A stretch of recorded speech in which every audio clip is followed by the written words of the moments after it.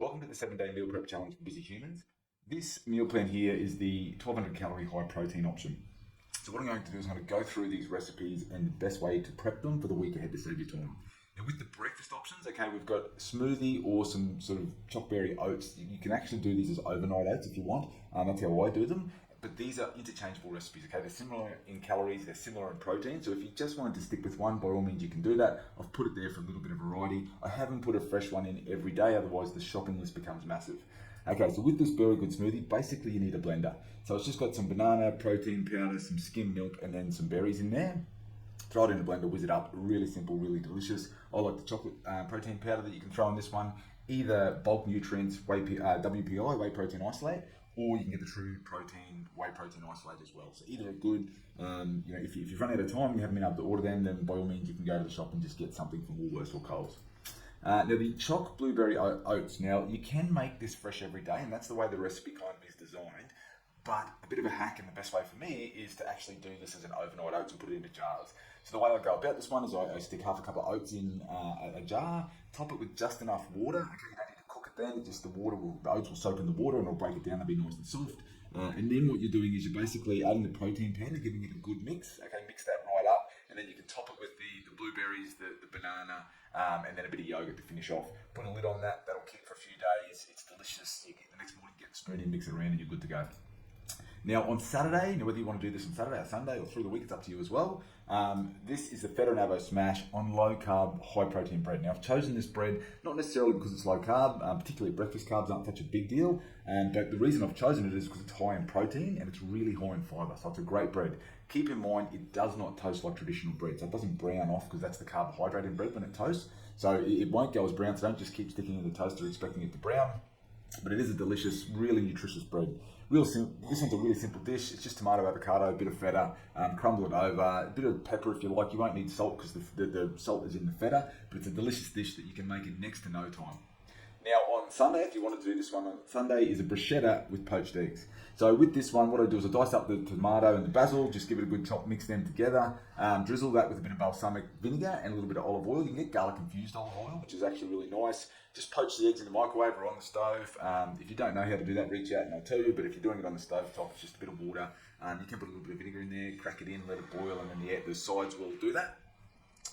And then the next thing is obviously crack the eggs in, and then once you're done, just top that with the mixture, the tomato and basil with the balsamic and the olive oil, and then top that with the poached egg, and it is delicious. The basil is still ready. All right, now to prep the lunches. Okay, so the Moroccan chicken salad is what I've gone through from Monday through to Thursday. Now I've done this because the protein is really easy to prepare, and it's a really easy dish to throw the salads together through the week. So basically, this is just a matter of slicing up some chicken, you're coating it in the Moroccan spices, browning that off in a fry pan or cooking the chicken, and then you put that aside. I would probably freeze a couple portions and then put the other couple portions in a container. You can even make the sort of Monday, Tuesday salads up. This is some rocket leaves, a little bit of feta and olives.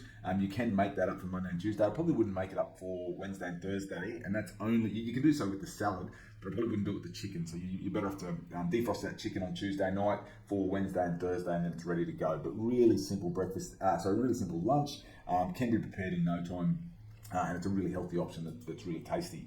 Now the Friday lunch is a really quick grab and go, tuna on the go, tin of tuna, 4 bean mix, some parmesan and a bit of balsamic, and then some sort of leaves. I like rocket leaves. You don't have to use rocket leaves. Baby spinach is fine, but it adds a real nice peppery flavour. Goes well with the balsamic and the parmesan. But this one you don't need to prepare it. It can be made in 2 seconds, and it's a nice, easy on the go recipe. If you don't like tuna, then salmon is fine. Salmon in a water, because remember you're getting the flavour out of the parmesan and the balsamic, so you don't really need a flavoured option. But I've added this one in particular because it's a nice simple one that you can just grab and go when needed.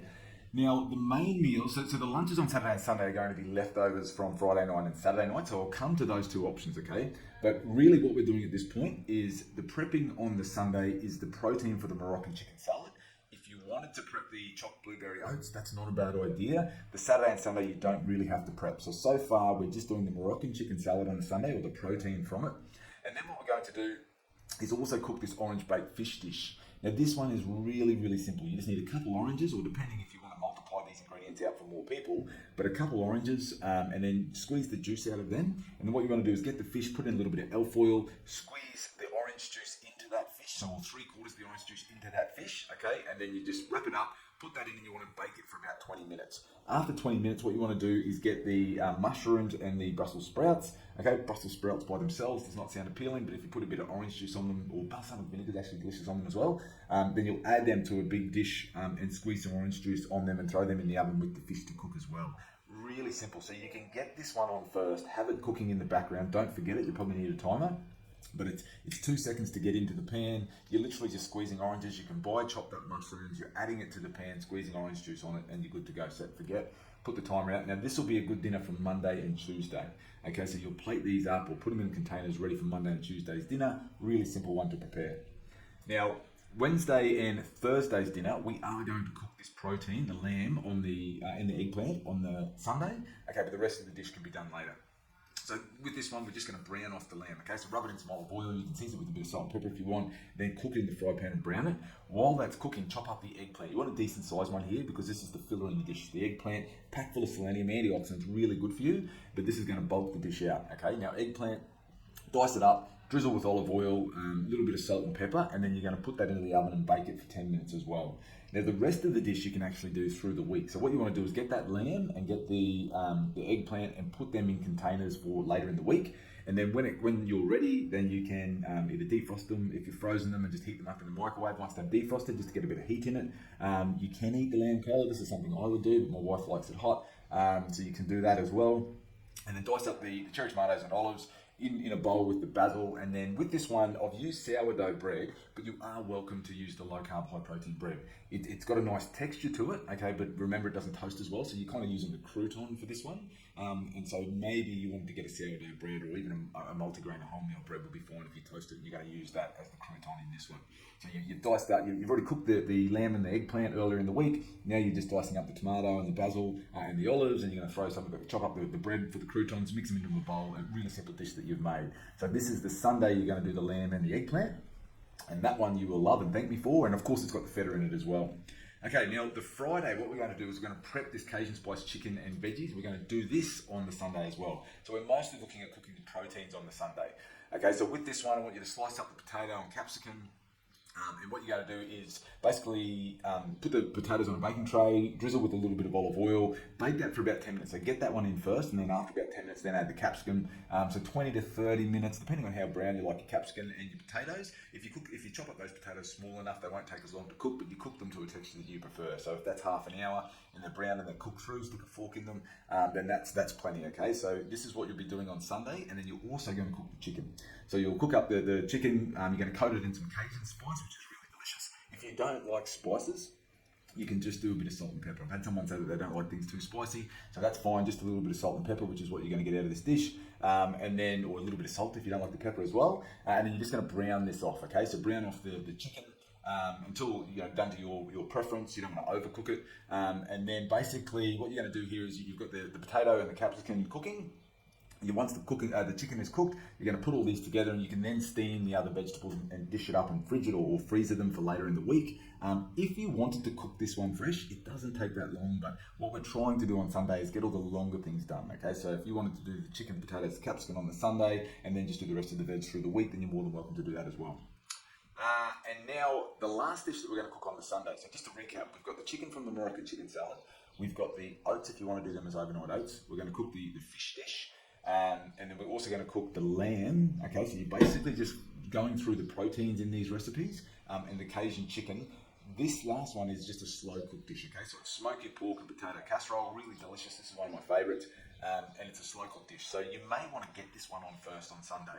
Okay, it's a matter of dicing up the potatoes and the carrots, dicing up the pork as well. What you want to do is get the potatoes and carrots, put it in a slow cooker. You want to cover it with just enough water so that it's covered. Okay, so it doesn't need too much water, but enough so that the vegetables are covered.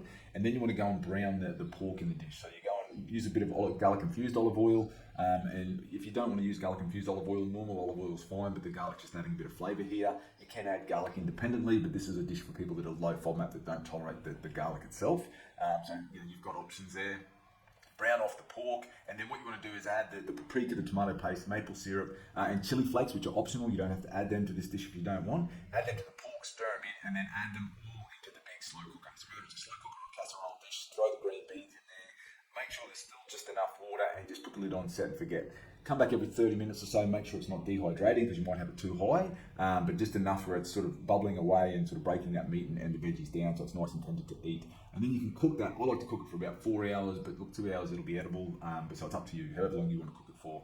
If you want to add a little bit of salt and pepper to serve, it's not that high in sodium itself, so if you just want to add a bit of salt, but you really shouldn't need it, but you're getting a bit of sodium from the tomato paste, from the smoked paprika, adds a really nice flavour, so it's up to you.